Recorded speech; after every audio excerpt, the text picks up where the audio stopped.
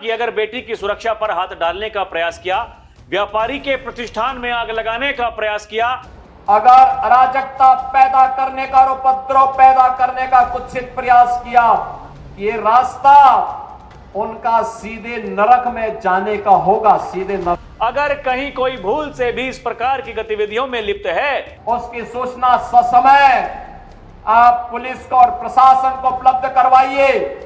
बाकी का इंतजाम हम स्वयं कर लेंगे। उनका क्या उपचार होना है। माफिया को गले लगाकर गरीबों का शोषण करते हैं। अब उत्तर प्रदेश में तो नहीं कर पाएंगे। उत्तर प्रदेश की जनता तो उनकी असलियत समझ चुकी है, इसलिए उनको जवाब देती है। 13 साल तक एक नाम पुलिस की लिस्ट में जिंदा रहा और आज वही नाम जब बाबा के यमराज से टकराया तो चकनाचूर हो गया। नामी संदीप नाम के अपराधी को गिरफ्तार किया गया है। इसके दाहिने पैर में गोली लगी से। उत्तर प्रदेश में कहा जाता है, अपराधी चाहे जितना भाग ले, एक दिन बाबा का यमराज उसके दरवाजे तक जरूर पहुंचेगा। योगी के राज में फाइल बंद नहीं होती, सिर्फ सही समय का इंतजार करती है। 13 साल तक एक नाम पुलिस की लिस्ट में जिंदा रहा और आज वही नाम जब बाबा के यमराज से टकराया तो चकनाचूर हो गया। जिसे लगा था कि समय के साथ उसका गुनाह मिट जाएगा, उसे क्या पता था कि बाबा का यमराज समय नहीं भूलता, बस सही दिन चुनता है। वो बदमाश जिसने पुलिस कस्टडी में आंखों में मिर्च झोंकी, राइफल लूटी और सिस्टम को चुनौती दी, उसे नहीं पता था जब सिस्टम सही हाथों में हो तो अच्छों की हेकड़ी निकल जाती है। दर्शकों नमस्कार, डीएनपी इंडिया में आपका स्वागत है। मैं हूं आपके साथ राहुल चौधरी। यूपी के बांदा में 13 साल से फरार चल रहे मोस्ट वांटेड अपराधी संदीप को पुलिस मुठभेड़ के बाद गिरफ्तार कर लिया गया है। वो बदमाश पुलिस कस्टडी में तैनात कर्मियों की आंखों में मिर्ची पाउडर डालकर और राइफल लूटकर फरार हो गया था। अब 13 साल बाद 1 लाख रुपए के इनामी अभियुक्त को बांदा जिले की एसओजी और स्थानीय पुलिस की संयुक्त टीम ने पकड़ा है। मुठभेड़ के दौरान आरोपी को गिरफ्तार कर लिया गया। आरोपी के साथ 12 अन्य बदमाश भी फरार हो गए थे। हालांकि 3 साल के अंदर उन सभी को गिरफ्तार कर जेल भेज दिया गया था, लेकिन मुख्य आरोपी संदीप मिश्रा फरार चल रहा था, जिसकी गिरफ्तारी के लिए एडीजी जोन ने 1 लाख का इनाम घोषित किया था। चित्रकूट के ग्राम खो निवासी 49 वर्षीय संदीप मिश्रा पुत्र शिव अवतार वर्ष 2012 में मंडल कारागार बांदा में हत्या के मामले में बंद था। हत्या के आरोपी संदीप समेत 13 बंदियों को 8 अगस्त 2012 में पुलिस चित्रकूट न्यायालय में पेशी के लिए ले जा रही थी। अतरा थाना के गडरा नाले के मोड़ के पास कैदी वाहन में बैठे बंदियों ने एक पुलिसकर्मी की आंखों में मिर्ची पाउडर डालकर राइफल छीन ली थी। इसी राइफल से फायर करते हुए संदीप सहित 13 बंदी पुलिस हिरासत से फरार हो गए थे। एसटीएफ और स्थानीय पुलिस ने घटना के बाद 2015 तक अन्य 12 बंदियों को पकड़कर दोबारा जेल में भेज दिया था, लेकिन फरार मुख्य आरोपी संदीप पुलिस को लगातार चकमा देता रहा। शुक्रवार को थाना मटौंद पुलिस और एसओजी की संयुक्त टीम संदिग्ध व्यक्ति और वाहनों की चेकिंग कर रही थी।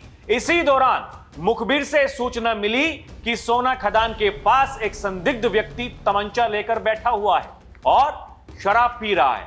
सूचना पर पुलिस टीम ने मौके पर पहुंचकर घेराबंदी कर अभियुक्त को पकड़ने का प्रयास किया।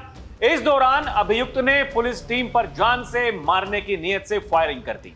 आत्मरक्षा में पुलिस की तरफ से की गई जवाबी फायरिंग में अभियुक्त के पैर में गोली लगी, जिससे वो घायल हो गया। घायल अभियुक्त को तत्काल इलाज के लिए अस्पताल में भर्ती कराया गया। डॉक्टरों के अनुसार उसकी हालत खतरे से बाहर है। अपर पुलिस अधीक्षक शिवराज ने बताया कि अभियुक्त को गिरफ्तार कर विधिक कार्रवाई शुरू कर दी गई है। उन्होंने बताया कि घटना के बाद से अभियुक्त भेष बदल कर रह रहा था, यानी वो बहरूपिया था। सोच रहा था कि बच जाएगा, लेकिन ये बाबा का राज है, बाबा का यमराज ऐसे ही काम करता है। टीम के द्वारा पुलिस मुठभेड़ में 1 लाख इनामी संदीप नाम के अपराधी को गिरफ्तार किया गया है। इसके दाहिने पैर में गोली लगी से उपचार के लिए जिला अस्पताल ले जाया गया, जहां पर इसका उपचार किया जा रहा है। ये संदीप और 12 अन्य अभियुक्त जो वर्ष 2012 में पुलिस अभिरक्षा से फरार हुए थे, ये चित्रकूट से पेशी से लौट रहे थे। अतर्रा थाना क्षेत्र अंतर्गत ये जो पेशी में इनके साथ पुलिस ला रही थी, उसमें मिर्ची झोंक करके फरार हुए थे। पुलिस और एसटीएफ के द्वारा ये 12 अभियुक्तों को गिरफ्तार करके वापस जेल भेजा गया था। ये संदीप जो है विगत 13 वर्ष से लगातार फरार चल रहा था, भेष बदल करके इधर उधर रह रहा था। आज ये पुलिस अधीक्षक महोदय वाना के नेतृत्व में ये जो है सहायक पुलिस अधीक्षक थानाध्यक्ष मटौंद और एसओजी को लगाया गया था और इनके द्वारा लगातार 6 महीने से इस प्रोजेक्ट पे काम किया जा रहा था। उसकी गिरफ्तारी के लिए पिछले 6 महीनों से एसटीएफ, मटौंद पुलिस और सहायक पुलिस अधीक्षक के नेतृत्व में एक ऑपरेशन चलाया जा रहा था, जिसके तहत आरोपी को गिरफ्तार किया गया।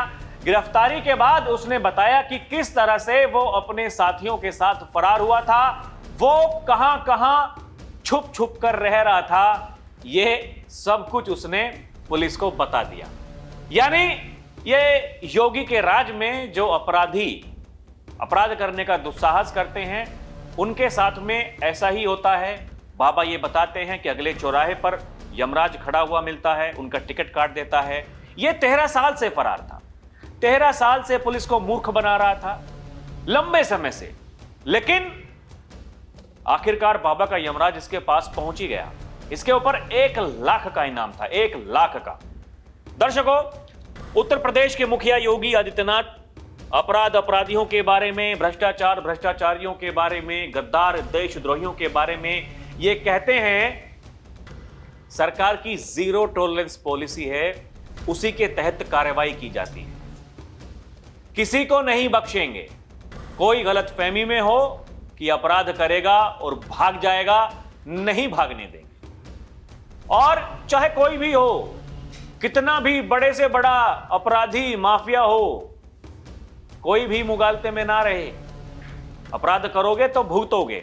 यही कहते हैं योगी आदित्यनाथ कि अगर बेटी की सुरक्षा पर हाथ डालने का प्रयास किया, व्यापारी के प्रतिष्ठान में आग लगाने का प्रयास किया, उत्सव में अराजकता पैदा करने का प्रयास किया, ये रास्ता सीधे नर्क में जाने का होगा। सुनिए क्या कह रही होगी। अगर बेटी की सुरक्षा पे हाथ डालने का प्रयास किया, व्यापारी के प्रतिष्ठान में आग लगाने का प्रयास किया, उत्साह और उमंग के उत्सव में कहीं पर अगर अराजकता पैदा करने का और उपद्रव पैदा करने का कुत्सित प्रयास किया, तो मान करके चलिए कि ये रास्ता उनका सीधे नरक में जाने का होगा, सीधे नरक में। दर्शकों, इसके अलावा योगी आदित्यनाथ वो जनता जनार्दन से भी ये अपील करते हैं कि अपने आसपास में रह रहे लोगों को पहचानो, और अगर कोई भूल से भी कुछ गलत कार्रवाई कर रहा है तो फिर पहले उनको समझाओ, उनको कहो कि आप जो कर रहे हो ये ठीक नहीं है। और नहीं वो मानते हैं तो जाकर के प्रशासन को बता दो, उनको ठोकने का काम प्रशासन खुद कर लेगा। इस बाबत देखिए, यही कहते हैं योगी, ये लव जिहाद, धर्मांतरण, गो तस्करी जैसी राष्ट्र विरोधी गतिविधियों के प्रति हमें सतर्क रहना होगा। अगर कहीं कोई भूल से भी इस प्रकार की गतिविधियों में लिप्त है, उसकी सूचना समय पर पुलिस और प्रशासन को उपलब्ध करवाइए। उपचार की व्यवस्था हम स्वयं कर लेंगे। सुनिए क्या कह रही हो। हमें लव जिहाद और धर्मांतरण जैसी राष्ट्र विरोधी गतिविधियों के प्रति सतर्क रहना होगा। गौ तस्करी और गौ कसी करने वाले तत्वों के खिलाफ सतर्क रहना होगा। अगर कोई कहीं भूल से भी इस प्रकार की गतिविधियों में लिप्त है, उसकी सूचना ससमय आप पुलिस को और प्रशासन को उपलब्ध करवाइए। बाकी का इंतजाम हम स्वयं कर लेंगे। उनका क्या उपचार होना है, उपचार की व्यवस्था हम स्वयं कर लेंगे। बाबा का यमराज, दर्शकों, जब वो टिकट काटता है तो फिर ना वो ये देखता है कि वो किस जाति का है, किस मत, किस मजहब का है। अपराधी कोई भी हो, बचेगा नहीं। और अगर प्रदेशवासियों की सुरक्षा में सेंध लगाने का प्रयास किया तो अगले चौराहे पर यमराज मिलेगा टिकट काटने के लिए। ये कहते हैं बाबा इसके अलावा वो ये भी कहते हैं, ये उन लोगों के लिए भी संदेश है जो माफिया को अपना शागिर्द बनाते हैं, उनकी कब्र पर जाकर फातिहा पढ़ते हैं, माफिया को गले लगाकर गरीबों का शोषण करते हैं, अब उत्तर प्रदेश में नहीं कर पाएंगे। सुनिए क्या कह रही हूं। और ये उन लोगों के लिए भी संदेश है जो लोग माफिया को अपना शागिर्द बनाते हैं, उनके कब्र में जाकर के फतिया पढ़ते हैं, उन माफिया को गले लगा करके गरीबों का शोषण करते हैं या करवाते रहे हैं। अब उत्तर प्रदेश में तो नहीं कर पाएंगे। उत्तर प्रदेश की जनता तो उनकी असलियत समझ चुकी है, इसलिए उनको जवाब देती है। दर्शकों, बाबा ये कहते हैं कि आज हर दंगाई और माफिया को उसी की भाषा में उसके सीने पर चढ़कर सरकार जवाब देने के लिए तत्पर है। और कुछ लोगों को शांति अच्छी नहीं लगती तो समय समय पर उनको गर्मी आने लगती है। उनकी गर्मी को शांत करने के लिए फिर डेंटिंग पेंटिंग का सहारा लेना पड़ता है। पहले क्या कह रही होगी आप सुनिए, उसके बाद में एक और बात बताऊंगा। लेकिन कुछ लोग हैं जिनको शांति अच्छी नहीं लगती, कल्याण अच्छा नहीं लगता, कल्याण अच्छा नहीं लगता। जब भी कोई हिंदू पर्व और त्योहार आता है उनको गर्मी आने लगती है और उनकी गर्मी को शांत करने के लिए हमें डेंटिंग पेंटिंग का सहारा लेना पड़ता है। दर्शकों, विपक्ष के नेता, उनका काम यह है सरकार पर सवाल उठाना। वो अक्सर सरकार से सवाल पूछते हैं, कानून व्यवस्था की बात करते हैं और ये कहते हैं कि आप भेदभाव करते हैं, जो आपके लोग हैं उन पर कार्रवाई नहीं करते हैं, ये आप कार्रवाई करने से पहले तय करते हैं, विशेष समाज को टारगेट किया जाता है। तो ये सब बेकार की बातें हैं, सब बेकार की बातें हैं। क्योंकि आप देखिए, जो अपराधी है, अपराधी किसी भी जाति का हो, वो किसी भी धर्म का हो, उससे ये पूछा नहीं जाएगा कार्रवाई करने से पहले। अपराधी अपराधी है, बचेगा तो है नहीं।